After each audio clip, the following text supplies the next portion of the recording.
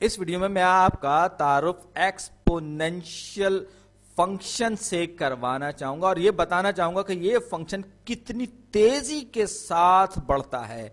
और आज की बहुत सारी रियल लाइफ एग्जांपल्स में, हकीकी दुनिया में, असल दुनिया में भी हमें इसकी बहुत सी मिसालें मिलती हैं, लेकिन मैं बहरहाल यहाँ पर एक एग्जांपल के, एक मिसाल के तौर पर ले रहा हूँ। y is equal to 3 to the power x। याद रखिए x की पावर 3 नहीं है बल्कि 3 की पावर x, यानी कि 3 की कुव्वत नुमा x है, x की कुव्वत नुमा 3 नहीं है। तो हम इसका सबसे पहले टेबल बनाएंगे और टेबल बना के देखेंगे, उसके बाद उनका ग्राफ बना के देखेंगे कि ये क्या किस तरह से बढ़ता है। तो ये x मेरे पास है, मैं x की वैल्यू -4, -3, -2, 0, 1, 2, 3, 4 और चलिए मैं यहां तक ले गया। और उसके बाद y जो है वो किसके बराबर है? y बराबर है 3 टू द पावर x के।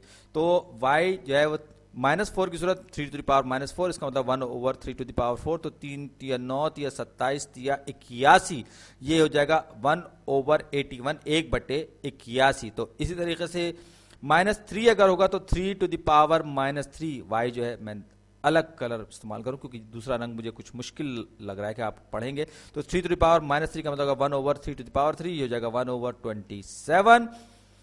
ये आप देख सकते हैं ये 1/81 बहुत छोटा नंबर है। 1/27 अगरचे 1/81 से बड़ा है लेकिन एक से बहरहाल छोटा है। इसी तरह 3 टू द पावर -2 जो है 1/9 के बराबर होगा।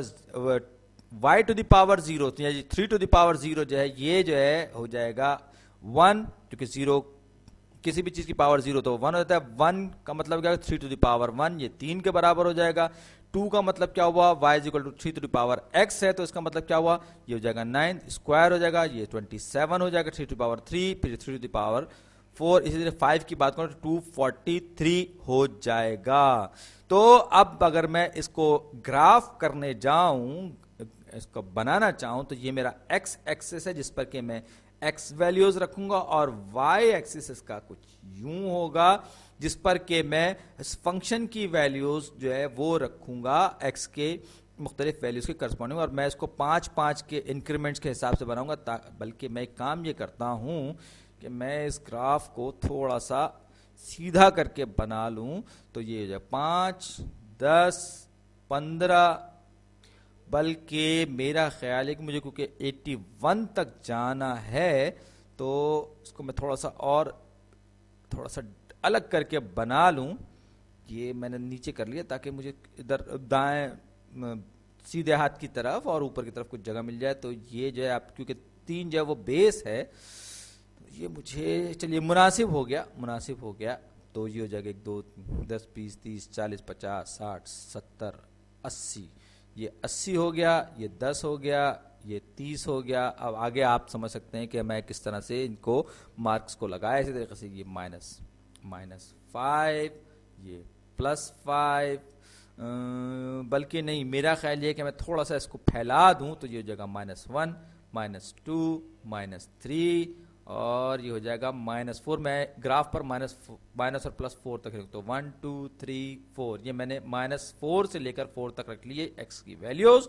अब आप देखिए तो x इज इक्वल टू 0 पर 3 की जो वैल्यू है 1 है, y की वैल्यू जो है वो 1 है। उसके बाद 1 पर ये आ गया 3 के, फिर 2 पर ये 9, फिर 3 पर ये आ गया कितना? 27, ये 30 के पास यहां ऊपर कहीं होगा। और जब आप 4 पर पहुंचेंगे तो इतनी लंबी छलांग लगा के ये 80 से भी एक ऊपर पहुंच जाएगा, ये तकरीबन यहां कहीं होगा। आप देख सकते हैं कि ये एक्सप्लोड कर रहा है ये फंक्शन जो है। और जब मैं इसमें 5 रखूंगा तो ये इतना बड़ा नंबर होगा कि मेरे स्क्रीन पर भी नहीं समाएगा। इसी तरीके से जब हम नेगेटिव नंबर्स लेंगे तो वो बहुत छोटे छोटे छोटे, अगरचे वो 0 के करीब होते चले जाएंगे लेकिन वो कभी 0 नहीं होंगे।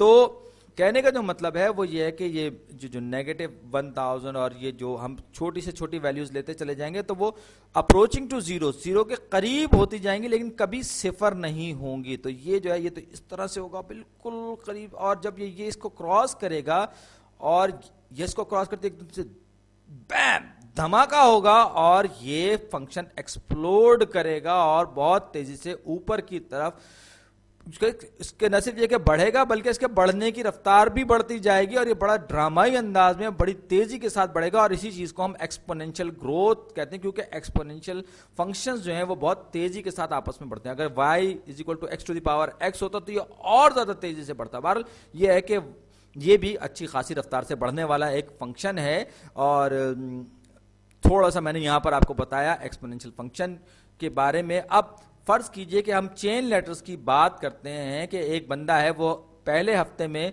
उसने वो तय करता है कि जी उसने पहले हफ्ते में 10 लोगों को चेन लेटर्स भेजे और उस लेटर में कहा गया कि अगर तुम ये खत जो है मजीद 10 लोगों को भेजोगे तो तुम्हें ये फायदा होगा, नहीं भेजोगे तो तुम्हारा ये नुकसान हो जाएगा, तुम्हारे बाल गिरना शुरू हो जाएंगे, तुम्हें हैजा हो जाएगा, तुम्हारी शादी एक मेंढकी से या मेंढक से हो जाएगी, वगैरह वगैरह वगैरह, जैसा कि हमारे आमतौर पर होता है मस्जिदों के सामने बंटने वाले लेटरों में। तो दूसरे वीक में हम फर्ज करते हैं कि सारे के सारे लोग उसकी बात से खौफजदा हो गए और उन्होंने मजीद लेटर्स आगे भेज दिए 10 के 10 ने, तो ये मजीद 10 लेटर्स मल्टीप्लाई हो गए 10 टू द पावर 10 टाइम्स 10। तो दूसरे वीक में हमारे पास 10 गुना लेटर्स हो गए। तो अब मैं ये कहता हूं सेंट यानी कि भेजे गए खत, पहले वीक में 10, दूसरे वीक में 100। अगर हम तीसरे हफ्ते की बात करें तो 10 ये 100 टाइम्स 10 100 टाइम्स 10। तो ये जो चेन लेटर्स हैं ये तीसरे हफ्ते में 1000 खत हो जाएंगे। तो अगर आप इसके एक जनरल पैटर्न, इसका एक उमूमी नमूना देख सकते हैं। ये वीक अगर मैं n की बात करूं 1 2 3, तो nth वीक में जो तादाद होगी भेजे गए खतों की तो वो 10 टू द पावर n होगी। तो यानी कि इतने लोग जो है वो ये लेटर्स रिसीव करेंगे। अब सॉरी रिसीव में ई पहले आई, ई जो है वो बाद में चला गया था।